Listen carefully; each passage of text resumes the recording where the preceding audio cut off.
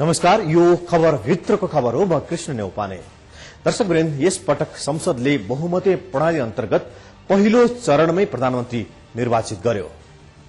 खसेको 575 मत मध्ये 340 मत प्राप्त गरी बाबुराम भट्टराई मुलुकको 35औं प्रधानमन्त्रीको रूपमा निर्वाचित भएका छन्।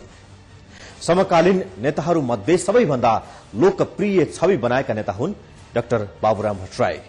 त्यसैले उनी निर्वाचित हुँदा जनस्तरबाट खुशी र आशा व्यक्त हुनु स्वाभाविक हो। तर नयाँ प्रधानमन्त्री भट्टराई अवसरसँगै चुनौतीले पनि घेरिएका छन्। सहमतीय सरकारको नेतृत्व गर्ने चाहना राख्दा राख्दै उनी बहुमतीय प्रक्रियाबाट प्रधानमन्त्री बनेका छन्। त्यो पनि दुई ठूला दल नेपाली कांग्रेस र एमालेलाई प्रतिपक्षमा राखेर। एमालेले कांग्रेसलाई समर्थन गर्ने बताएपछि दुवै उम्मेद्वारलाई मधेसी मोर्चाकै मत निर्णायक थियो र त्यो मत आफ्नोमा पार्न सफल भए बाबुराम भट्टराई। प्रधानमन्त्री चयनको मत विभाजन हुनु केही घण्टा अघि मात्रै मधेसी मोर्चासँग 4 बुँदे सहमति गरेपछि भट्टराई प्रधानमन्त्री निर्वाचित हुने पक्का भएको थियो। निकै सफल अर्थमन्त्री बनेका बाबुरामको प्रधानमन्त्री कार्यकाल कस्तो रहला? बधाई र शुभकामनाले घेरिएका प्रधानमन्त्रीको सम्भावना र चुनौतीबारे चर्चा गर्नेछौं आज हामी खबर भित्रको खबरमा। प्रधानमन्त्री बने डाक्टर बाबुराम भट्टराई। प्रतिपक्षमा एमाले र कांग्रेस। सरकार त बन्यो, तर के होला संविधान र शान्ति प्रक्रिया? प्लानिङ एन्ड आर्किटेक्चरका विद्यार्थी हुन् बाबुराम भट्टराई। तर अब नक्सा कोर्नु छ देशको, जिम्मेवारी निभाउनु छ संविधान र शान्ति प्रक्रियाको, पूरा गर्नु छ जनआशा र जोगाउनु छ लोकप्रियता। संसदबाट 340 मत प्राप्त गरेर प्रधानमन्त्री चुनिएका बाबुराम भट्टराईको जीवनमा संघर्ष र सफलताका थुप्रै संयोगहरू छन्। पढाइमा कहिल्यै दोस्रो नभएका उनी राजनीति र सत्ता बागडोरमा कति अब्बल ठहरिएलान्। नवनिर्वाचित प्रधानमन्त्रीलाई बधाई सहित उनको जीवनबारे तयार पारिएको यो सामग्री।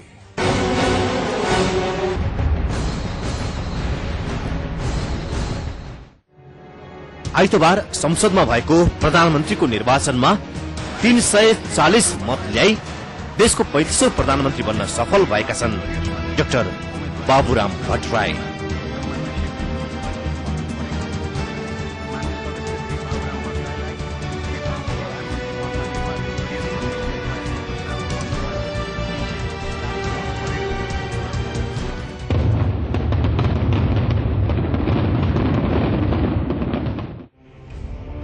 प्लानिङ एन्ड आर्किटेक्चरका विद्यार्थी बाबुराम भट्टराई अब देशको भावी नक्सा कोर्ने ठाउँमा पुगेका छन्। क्षेत्रीय विकासमा विद्यावारिधि गरेका भट्टराईको काममा अब देशकै विकास अनि शान्ति र संविधानको दायित्व थपिएको छ। गोर्खाको दुर्गम गाउँ पोपलाङमा विक्रम सम्वत 2011 सालमा सामान्य किसान परिवारमा जन्मेका हुन् डाक्टर बाबुराम भट्टराई। बाबु भोज प्रसाद भट्टराई र आमा धर्मकुमारी भट्टराईको जेठा छोराका रूपमा जन्मिएका भट्टराई सानैदेखि अध्ययनशील स्वभावका थिए। त्यसैले उनले दोस्रो भएको अनुभव अहिलेसम्म गरेका छैनन्। गाउँकै अमर ज्योति माध्यमिक विद्यालयमा एकैचोटि कक्षा 3 मा भर्ना भएका भट्टराई विद्यालय भर्ना भएदेखि कहिल्यै दोस्रो भएनन्। गाउँले परिवेशमा गाउँकै विद्यालयमा पढेर पनि सुविधा सम्पन्न शहरका राम्रा निजी विद्यालयमा पढ्नेहरूलाई पछि पार्दै उनी 2026 सालको एसएलसी परीक्षामा नेपाल प्रथम भएका थिए।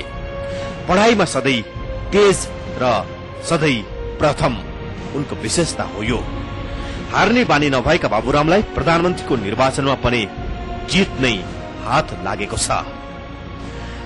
काठमाडौँको अमृत साइन्स क्याम्पसमा उच्च शिक्षा अध्ययन गर्दै रहँदा भट्टराईले वैज्ञानिक बन्ने सपना बुनेका थिए। साधन स्रोत र सुविधा उपलब्ध भएको भए सायद उनी अन्तरिक्ष वैज्ञानिक बनिसक्थे। पढाइमा कहिल्यै दोस्रो नभएका उनी त्यो ठाउँसम्म पुग्ने मार्ग पहिल्याउन नसकेपछि वैज्ञानिक बन्ने सोचलाई दबाएर अर्कै विषयतिर लागे। राजनीति उनको पहिलो रोजाइ थिएन, तर विद्यार्थी कालमा चाहेर नचाहेर उनी राजनीतिको उर्लदो फेलमा मिसिन पुगे। राजनीतिमा घुलमेल हुँदाहुँदै उनको नसामा राजनीतिका कणहरू समाहित भइसकेका थिए र आफूलाई राजनीतिबाट अलग गराउन नसक्ने अवस्थामा उनी पुगिसकेका थिए।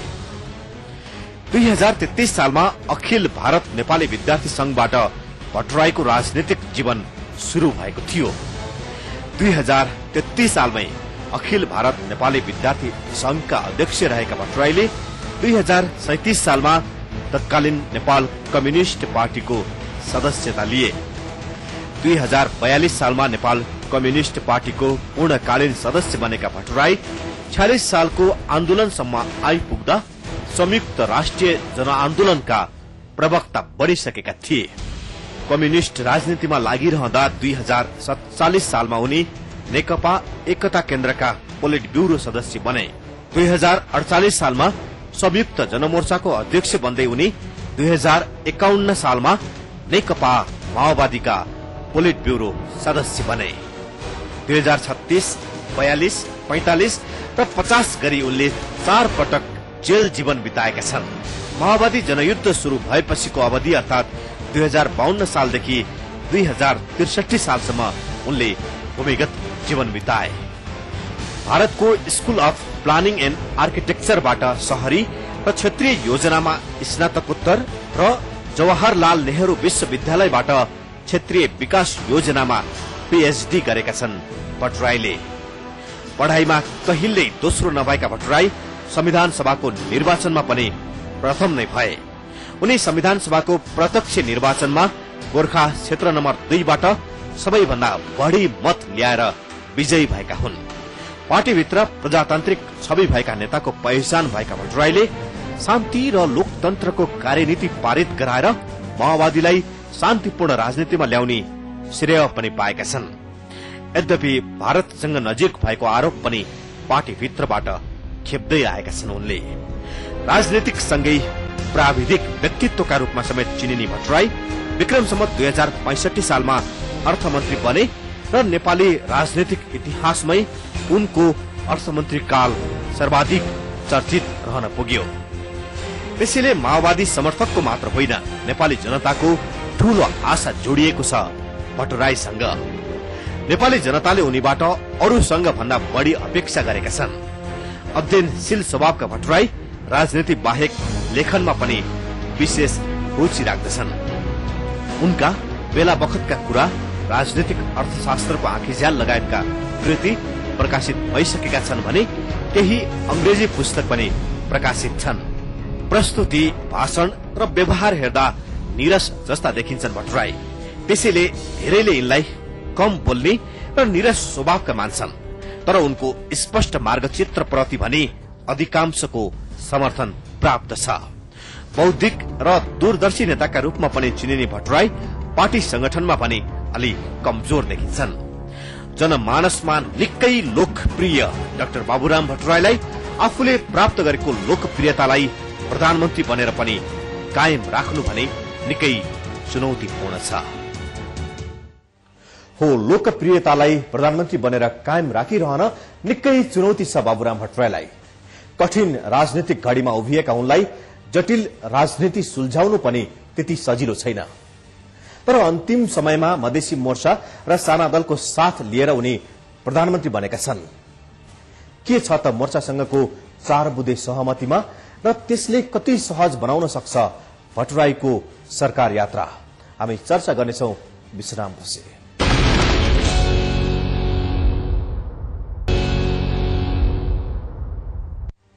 चार बुँदे सहमतिमा माओवादी सेनाका लडाकुहरूको समायोजन र पुनर्स्थापन, शान्ति प्रक्रियाका बाँकी काम, संविधान लेखन र साझा सहमतिका अन्य महत्वपूर्ण विषय समेटिएको छ। प्रधानमन्त्री पदका अर्का प्रतिस्पर्धी रामचन्द्र पौडेलले माओवादी र मोर्चा बीच बनेको समीकरण र सम्झौताप्रति आपत्ति जनाएका छन्। संसद भवनबाट निस्कदै गर्दा पौडेलले प्रतिक्रिया दिएका थिए, देखिएका कुरा भन्दा नदेखिएका कुरा धेरै छन्। के माओवादीले सरकारको नेतृत्व लिँदा मधेसी मोर्चासँग त्यस्तो अलिखित सम्झौता गरेको हुन सक्छ? 4 बुदा बाहेक अरू के सहमतिले मोर्चालाई आफ्नो पक्षमा पार्यो त माओवादीले? सहमति पत्रमा उल्लेख नगरे पनि मोर्चाले केही प्रभावशाली सहित 13 वटा मन्त्रालयको जिम्मेवारी सम्हाल्ने बताइएको छ। मधेसी मोर्चालाई फकाउँदै र 4 बुँदेको जगमा माओवादी नेतृत्वको सरकार गठन भएको छ।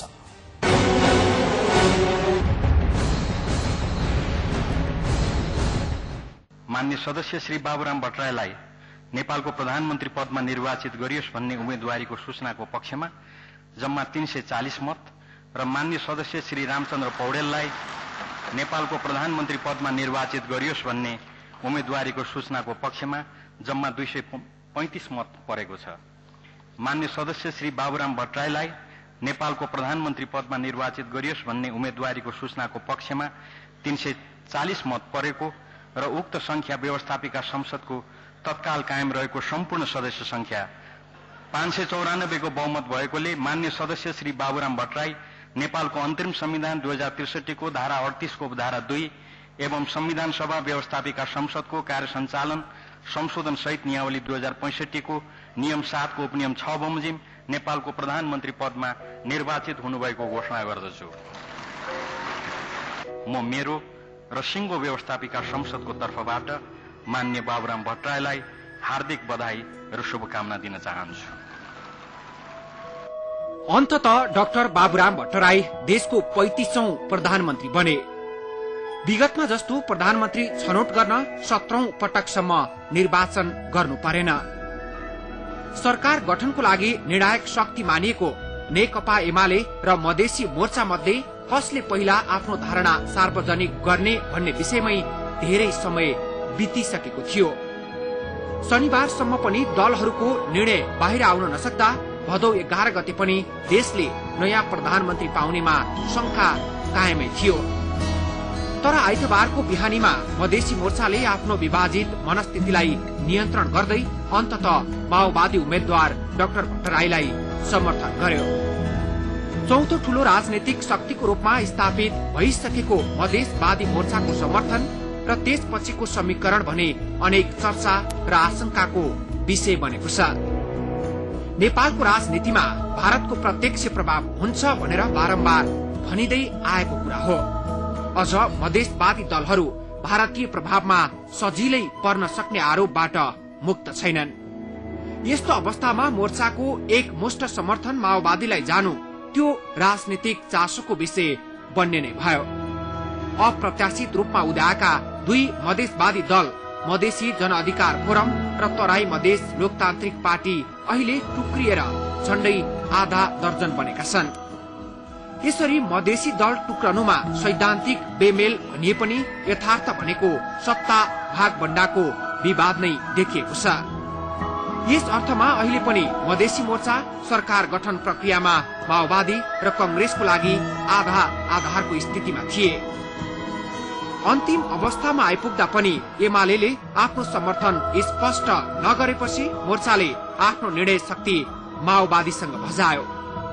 यदि मोर्चाको निर्णय कंग्रेसलाई समर्थन गर्ने तर्फ हुन्थ्यो भने त्यहाँ मोर्चाको सत्तारोहण निश्चित थिएन। तर माओवादीलाई समर्थन गर्न साथ सरकार निर्माणसँगै सत्तारोहण सुनिश्चित बनेको छ।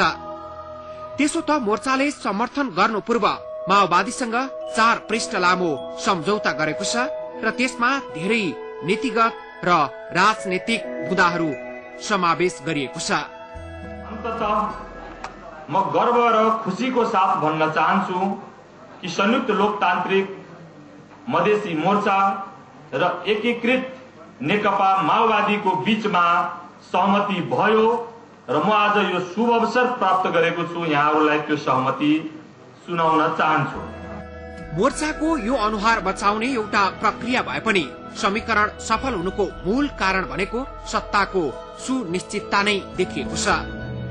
कुनै समय भारत परस्त भनेर आफ्नै पार्टीबाट आरोपित डाक्टर बाबुराम भट्टराईलाई एक ढिक्का भएर समर्थन गर्ने मोर्चाको निर्णयलाई भारतको इशारा भनेर आलोचना गर्नेहरू पनि छन्। तर्कको हिसाबले यो आरोप त्यति नाजायज पनि देखिँदैन। र जसरी चाहिँ मोर्चा वा हिजोको दिनमा उपेन्द्रजी माओवादीसँग सहकार्य गर्न खोजे हुनुहुन्थ्यो, मधेसका जनता त्यसभन्दा फरक थिए। मोर्चा वा मधेसका दल र माओवादीका बीचमा सँगसँगै जाने स्थिति छैनन्। तत्काल सत्ता लाभ वा सत्तामा गठबन्धनका लागि केही कुराहरूमा उहाँहरू अनुकूलता लागेको छ वा मोर्चा सम्बद्ध नेताहरूले कांग्रेस भन्दा पनि माओवादीसँग सहयात्रा गर्नुलाई मैत्रीपूर्ण वा नजिकको देखाइराख्नु भएको छन्। त्यसका केही आन्तरिक र बाह्य कारणहरू छन्। सरकार भित्र रहेका र बाहिर रहेका दुवै शक्ति भारत मैत्री छन्, अर्थात भारतको दुईटै हातमा लड्डु छ। पक्ष र प्रतिपक्ष दुईटै भारत मैत्री छ। सत्ता बाहिर बस्दा मधेसका मुद्दामा निकै चर्चा गर्ने र सत्तामा गएपछि सबै चटक्कै बिर्सने आरोप मधेसी दलहरूलाई लाग्ने गरेको छ। प्रत्येक सरकारमा कुनै न कुनै मधेसी घटक सामेल भएको छ, तर त्यसको सकारात्मक प्रभाव मधेसले पाउन सकेको छैन। यस अघिको सत्ता समीकरणमा यसरी एकजुट नदेखिएको मोर्चा अहिले माओवादीलाई समर्थन गर्नुको पछाडि लिखित रूपमा गरिएको सहमतिलाई हेरिएको छ। दुई घटक बीचको 4 बुँदे सहमतिमा लडाकुको समायोजन र पुनर्स्थापना, शान्ति प्रक्रिया र संविधान लेखनलाई शान्ति सम्झौताको मर्म अनुसार पूरा गर्ने सहमति भएको छ। यससँगै लडाकुको संख्या र समायोजन विधि, राज्य पुनर्संरचना आयोग गठन नगर्ने तथा आन्दोलनको बेला लगाइएका राजनीतिक मुद्दा खारेज गर्ने सहमतिले केही आशंका पनि जन्माएको छ। यसै पनि सत्ताको लालची भनिँदै आएका मधेसवादी दलहरूसँग सम्झौता गरेको माओवादीलाई यो कदम जसरी पनि सत्तामा जाने अभिलाषासँग जोडेर हेर्न सकिन्छ। सायद यस्तै आशंकाको क्षणिक रूप हुन सक्छ प्रधानमन्त्रीका प्रत्याशी रामचन्द्र पौडेलले गठबन्धनको चिरफार गर्ने घोषणा गरे। यसको मूल्याङ्कन फेरि भोलि पनि हुँदै जाला। आज गरिएका गठबन्धनहरूको पनि चिराफारा भोलि हुँदै जाला। आज गरिएका सम्झौताहरूको पनि यहाँ चिराफारा हुँदै जाला र त्यसको पनि इतिहासले मूल्याङ्कन गर्नेछ। अहिले जो आएका छन् दस्तावेजहरू देखेको छु, शान्ति सम्झौता विपरीत बाटोमा छन्। शान्ति सम्झौतालाई अनर्थ गर्न खोजिएको छ। शान्ति सम्झौताको स्पिरिट भन्दा बाहिर जान खोजिएको छ। त्यसकारण चाहिँ शान्ति सम्झौताको स्पिरिटलाई फेरि समात्न जाऊ। झलनाथ खनाललाई प्रधानमन्त्री बनाउन सहयोग गर्ने माओवादीलाई एमालेले यसपटक पैँचो तिर्छ कि भन्ने राजनीतिक अड्कल थियो, तर त्यसो भएन। मोर्चासँग गरिएको सहमतिमा धेरै राजनीतिक कुरा भए पनि त्यसको सार मन्त्रीमण्डलमा प्रभावशाली उपस्थितिमै गएर खुम्चिएको छ। मोर्चालाई प्रभावशाली मन्त्रालय दिनु भनेको अन्ततः शक्ति र सत्ताको बाँडफाँडकै कुरा हो। भट्टराई निर्वाचित हुँदासम्म यो कुरा गौड भए पनि यसको असर आउँदो मन्त्रीमण्डल विस्तारमा छर्लङ्गै देखिनेछ। त्यसपछि मात्रै थाहा हुनेछ यो समीकरणको अप्ठ्यारो पाटो के थियो। प्रधानमन्त्रीको छनौट बहुमतीय प्रणालीबाट भए पनि सरकार सञ्चालन सहमतीय प्रणालीमा हुनुपर्छ भन्ने आवाज निकै चर्को रूपमा उठेको छ, तर व्यवहारमा त्यो लागू हुने स्थिति निकै कम छ।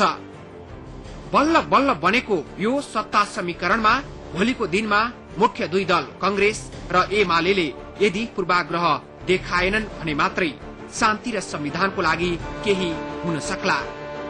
तर यथावत शंका के छ भने हाम्रा दलहरूले विरोधको परम्परा छोड्न सक्लान्। प्रधानमन्त्री बने लगत्तै संविधान सभाको म्याद थप्न दलहरूलाई सहमत बनाउनु पर्ने चुनौती प्रधानमन्त्रीसँग छ। महत्वपूर्ण जिम्मेवारी दिएर सरकार गठबन्धनमा रहेका मधेसी दलसँगको सन्तुलन मिलाउनु पनि त्यति सजिलो छैन। अर्कातिर मधेसी मोर्चाको समर्थन पाएर बनेको सरकारको निरन्तरता उनीहरूसँग गरिएको 4 बुँदेको कार्यान्वयनमा निर्धारण गर्नेछ। तर मोर्चासँग भएका 4 बुँदामा उल्लेखित मध्ये कतिपय विषय सरकार एक्लैले गर्न सम्भव छैन। सरकारले एकलौटी निर्णय गर्न सक्ने विषय पनि आलोचना मुक्त हुने छैन। यस्ता चुनौतीहरूका बीच कस्तो हुनेछ भट्टराईको कार्यकाल? हामी आउनेछौं विश्रामपछि। बाबुराम भट्टराईलाई प्रधानमन्त्री पदमा प्रस्ताव गरेका माओवादी अध्यक्ष प्रचण्डले संसदमा बोल्दै भनेका थिए बाबुराम भट्टराई A1 उम्मेद्वार हुन्। प्रचण्डको भनाई थियो भट्टराईले पनि शान्ति र संविधान पूरा गर्न नसके यो सरकार पनि असफल ठहरेछ। भट्टराईलाई सफल बनाउने र असफल बनाउने आधार शान्ति र संविधानको कार्यदिशा नै हो। अर्थमन्त्री रहँदा आफ्नै ढंगले मन्त्रालय हाँके जस्तो सहज हुने छैन उनलाई सरकार चलाउन। प्रधानमन्त्री निर्वाचित भएपछि भट्टराईले आफ्नो प्राथमिकता शान्ति, संविधान र जनतालाई राहत भनेका छन्। भट्टराई कार्यकालमा कसरी अघि बढ्ला शान्ति र संविधान?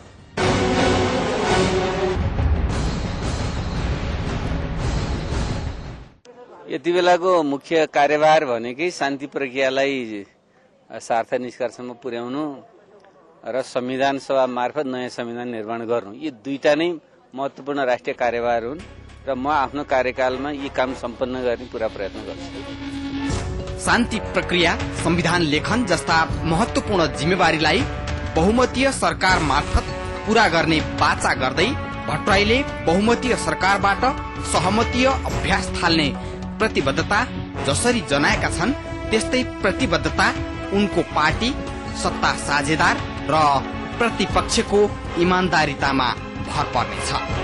मधेसवादी दलको समर्थनपछि 340 मत प्राप्त गरी मुलुकको 35औं प्रधानमन्त्री भएका एकीकृत नेकपा माओवादीका उपाध्यक्ष बाबुराम भट्टराई पार्टीभित्र कम प्रभावशाली भए पनि जनता बीच लोकप्रिय नेताका रूपमा चिनिन्छन्।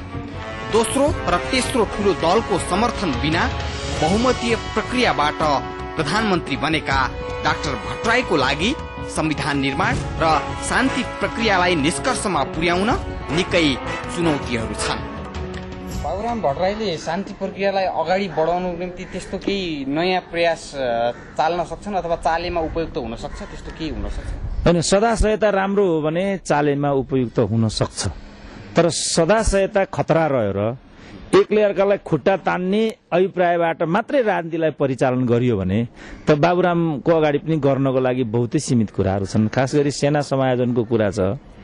सेना समायोजनको कुरामा सहमतीय सरकार भएदेखि 8 त के 19 गरे पनि केही फरक परेन, तर सहमतीय सरकार भएन भने त प्रतिपक्षको पनि एउटा जिम्मेवारी हुन्छ, प्रतिपक्षको पनि एउटा भूमिका हुन्छ। त्यो कोणले पनि सत्ता पक्षले ल्याएको कुराको विरुद्धमा त उभिनै पर्यो। भनेपछि अहिले 8000 को भन्ने कुरा आएको छ। सुशील कोइरालाले भनेका छन् कि गिरिजा प्रसाद कोइरालाको प्यारलमा 4000 मात्रै सहमति भएको हो भनेर।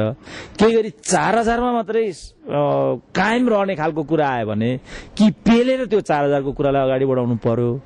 पेलेर 4000 को कुरालाई अगाडि बढाउने कुरा गरियो भनेदेखि फेरि संविधान मसौदाको कुरामा गएर सहमति हुन सक्दैन, किन त्यहाँ फेरि 2/3 चाहिन्छ। यतिले मात्रै 2/3 हुँदैन लगायतका यावत प्रश्नहरू त्यहाँ छन् जहाँ सहमति भएन भने कुरो अगाडि बढ्न सक्दैन। त्यस्तो बेलामा बाबुराम भट्टराई सिम्पली विद्वान छन् भन्दैमा बेग्लै र नयाँ के कुरा हुन सक्छ र त्यहाँ त्यो हुने आधार के छ र म केही देख्दिनँ त्यस्तो। 1.5 महिनाभित्र शान्ति प्रक्रियालाई टुङ्ग्याउने र संविधान लेखनको कामलाई पनि अन्तिम रूप दिने पार्टीको प्रतिबद्धतापछि अन्य साना दलहरूको पनि समर्थन पाएका भट्टराईलाई प्रतिपक्ष दलहरू नेपाली कांग्रेस र एमालेलाई लडाकु समायोजन, राज्यको पुनर्संरचना लगायतका विषयमा सहमत गराउनु फलामको चिउरा चपाउनु सरह हुनेछ। अर्कोतर्फ सत्तामा सहभागी भएका मोर्चा घटकका पार्टीहरूलाई हैसियत अनुसार सबैको चित्त बुझ्ने गरी पद बाँडफाँड गर्न पनि समस्या उत्पन्न हुन सक्छ।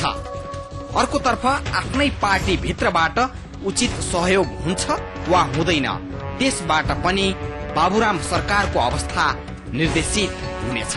कतिवटा उपप्रधानमन्त्री राख्ने, मधेसवालालाई गृह मन्त्रालय दिने कि नदिने, दिए पनि गच्छेदारलाई दिने कि गुप्तालाई दिने कि यादवलाई दिने, किनभने राजनीतिक दृष्टिकोणले यो पद पाउन उपयुक्त व्यक्ति यादव देखिनुहुन्छ अहिले। किनभने माओवादीसँग सहकार्य नगर्ने भन्ने नाममा गच्छेदार र गुप्ताले पार्टी फुटाएका हुन्।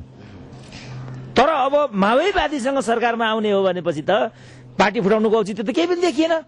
तर गुप्ता यादवलाई भने जस्तो मन्त्रालय दिएको कुरा गुप्ता र गच्छेदारले मन नपराउने भन्ने कुरा प्रष्टै छ। फेरि त्यहाँ राजेन्द्र महतो पनि छन्, सरिता गिरीहरू पनि छन्, अरू कैयौं गिरीहरू त्यहाँ छन्। त्यसकारण यो सरकार कसरी बनाउने, यो सरकार बनाइहाले पनि यसलाई पूर्णता कसरी दिने, पूर्णता दिइहाले पनि यसमा महत्वपूर्ण मन्त्रालयको बाँडफाँड कसरी गर्ने, अब बाबुरामको अर्को बाध्यता के हुन्छ भनेदेखि उहाँ चाहिँ मोहन वैद्यद्वारा प्रायोजित पात्र भएको हुनाले आफ्नै समूहका मान्छेलाई पनि उहाँले मन्त्री दिन सक्ने स्थिति हुँदैन। कति सदस्यीय सरकार बनाउने? 20 सदस्यीय भन्दा माथिको सरकार बनाइयो भने त म आफै यसको विरुद्धमा क्याम्पेन गरेर हिँड्छु, अर्को त कुरै छोडिदिनुहोस्, किनभने अब त्यो धान्न सक्ने स्थिति छैन देशले। तर उहाँ 35 सदस्य भन्दा तलको सरकार बनाउनै सक्नुहुन्न। बाध्यात्मक अवस्था यो हुन्छ। मैले लेख्दा यी सबै चुनौतीको पहाडहरूभित्र बाबुरामको प्रधानमन्त्रीत्वले औँठेजोरी खेल्नुपर्ने छ र यी नै मैले लेख्दा बाबुराम भट्टराईका महत्वपूर्ण चुनौतीहरू हुनेछन् भोलि। मोर्चासँग भएको 4 मुद्दामा उल्लेखित मध्ये कतिपय विषय सरकार एक्लैले गर्न सम्भव छैन। सरकारले एकलौटी निर्णय गर्न सक्ने विषयमा पनि दुई ठूल्ठूला प्रतिपक्षलाई समर्थनमा ल्याउनु कठिन हुनेछ। लडाकुलाई सेनामा समायोजन गर्ने भन्ने विषय पनि प्रतिपक्षीहरूको सहयोग बिना सम्भव छैन। सरकारको चाबी बनेको मधेसी मोर्चा नै शान्ति र संविधानको कार्यभारलाई अगाडि बढाउन भट्टराईलाई सबैभन्दा अप्ठ्यारो शक्ति बन्न सक्छ। कृष्ण बौद्धिक क्षमता भए पनि राजनीतिमा कूटनीति र दलीय सम्बन्धले महत्वपूर्ण स्थान राख्छ। त्यसकारण पनि बाबुराम भट्टराईलाई राजनीतिक दक्षता देखाउन उत्तिकै कसरत गर्नुपर्नेछ। बाबुरामको पनि यो हुँदैन भन्ने म त्यस्तो आधार केही पनि देख्दिनँ, किनभने बाबुरामसँग पोलिटिकल पपुलारिटी छ तर पोलिटिकल एथोरिटी छैन। उहाँ कुनै आइडियोलग होइन माओवादी पार्टीभित्रको, र माओवादी पार्टीभित्रको नम्बर 1 लिडर पनि होइन, पार्टीको अध्यक्ष पनि होइन, संसदीय दलको नेता पनि होइन। उहाँ त प्राविधिक रूपले मात्रै उहाँलाई प्रधानमन्त्री बनाइँदैछ। झल्ला त पार्टीको अध्यक्ष हुनुहुन्थ्यो, संसदीय दलको नेता हुनुहुन्थ्यो, अरूको भन्दा उहाँको आइडियोलग स्ट्यान्डर्ड पनि हाई थियो, बौद्धिक नेता हुनुहुन्थ्यो उहाँ। त्यसकारण बाबुरामको अगाडि त म चुनौतीको पहाड मात्रै देख्छु। विद्वान हुँदैमा सफल प्रधानमन्त्री हुने भए अथवा विद्वानलाई नै प्रधानमन्त्री बनाउने हो भने त यो देशको सबभन्दा ठुलो विद्वान त म हुँ, मलाई प्रधानमन्त्री बनाउनु पर्थ्यो। त्यो त हुँदैन नि। राजनीतिक प्रणालीमा त जुन किसिमको राजनीतिक प्रणाली हामीले अवलम्बन गरेका हुन्छौँ त्यो राजनीतिक प्रणालीका निश्चित तरिकाहरू हुन्छन्, पद्धतिहरू हुन्छन्। त्योभन्दा पर गएर बाबुरामजी प्रधानमन्त्री हुँदै हुनुहुन्छ भनेपछि त उहाँ त पुरै प्रतिरक्षात्मक प्रधानमन्त्री हो नि। यस्तो प्रधानमन्त्रीको लागि व्यवधानपूर्ण एउटा अगाडि बाटो छ भन्ने कुरालाई समयमै हेक्का राखियो भने मलाई लाग्छ धेरै बाँकीलाई सजिलो हुन्छ होला। सफल अर्थमन्त्रीको रूपमा आफ्नो परिचय दिएर दक्षता देखाएका भट्टराई प्रति जनता एवं आम राजनीतिक दलले गरेको सकारात्मक अपेक्षालाई व्यवहारमा उतार्न पनि उत्तिकै कसरत गर्नुपर्नेछ। क्षणभरमै निर्णय परिवर्तन गर्न सक्ने मधेसवादी दलको भरमा परेको बाबुराम सरकारलाई शान्ति प्रक्रिया र संविधान लेखनलाई पूर्णता दिन आफ्नै पार्टीका नेतृत्व र प्रतिपक्षी दलहरूको सकारात्मक सहयोग अत्यन्त आवश्यक पर्नेछ। पार्टीभित्र सधैँ अल्पमतमा रहँदा पनि भट्टराईले शान्ति र संविधानका पक्षमा आफूलाई अडिग राखेका थिए। आम जनतासँग भट्टराईले केही गर्न सक्छन् भन्ने सकारात्मक अपेक्षा रहेको छ। एउटा त सरकारको नेतृत्व गर्दै जनताका मुद्दाहरूलाई सम्बोधन गरेर जनताको आशालाई पूरा गर्नुपर्नेछ, अर्कातिर राजनीतिक संक्रमणकालको समाधान खोज्नु छ। अवसर भन्दा बढी चुनौतीका बीच प्रधानमन्त्री बनेका भट्टराईसँग शान्ति प्रक्रिया र संविधान लेखनको काम अगाडि बढाउन भावी कार्ययोजना के छ त्यो छिट्टै देखिने छ नै। तर कांग्रेस र एमालेलाई प्रतिपक्षमा राखेर अघि बढ्नु त्यति सहज देखिएको छैन। त्यसैले ठूलो अग्नि परीक्षामा उभिएका छन् उनी। सहमति कायम गराउन उनले ठूलो कसरत गर्नुपर्नेछ। सफल अर्थमन्त्री बनेका उनी असफल प्रधानमन्त्री बन्न नपरोस्। नवनिर्वाचित प्रधानमन्त्रीलाई हाम्रो पनि शुभकामना। हवस् त आजको लागि खबरभित्रको खबर यति नै। भोलि नयाँ विषयका साथ उपस्थित हुनेछौं। खबरभित्रको खबरको लागि हेर्दै रहनुहोला एमएनसी टेलिभिजन। नमस्कार।